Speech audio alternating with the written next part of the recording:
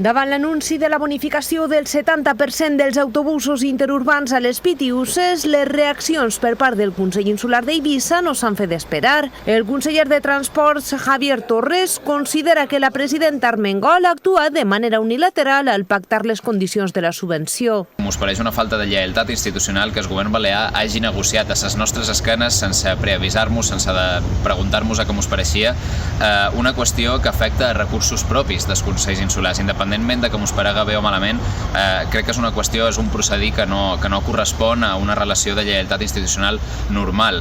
I és que la part bonificada de cada bitllet de bus a les Pitiuses, és a dir, el 70%, no l'assumirà íntegrament el govern central. L'Estat pagarà el 50%, mentre que el 20% restant l'hauria d'abonar el Consell Insular d'Eivissa. Això no passa a Mallorca. Allí l'Estat es fa càrrec al 100% de les subvencions que tindran els bitllets de tren i metro. Creiem que el govern balear ha negociat deixant de manera preferent Silla de Mallorca per davant, perquè no s'estan aplicant mesures anàlogues. En aquest sentit, des del Consell Insular d'Eivissa es demana a la presidenta Armengol que s'assegui de nou amb Pedro Sánchez. Seguim reivindicant que el govern balear puga fer les mesures necessàries perquè se mos compensi i se mos pugui aplicar d'una manera exactament anàloga a la gratuïtat dels trens de Mallorca. Recordem que totes aquestes bonificacions estarien vigents des del primer dia de setembre fins finals d'any.